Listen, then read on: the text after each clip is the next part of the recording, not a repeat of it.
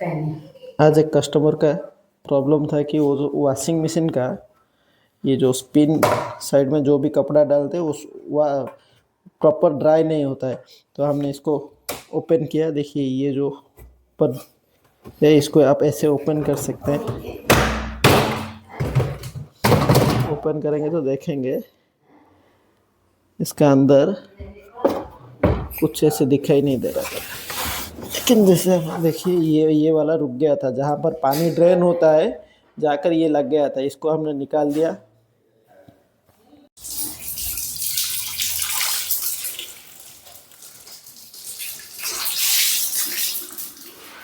पकड़ पकड़ सिंधिया पकड़।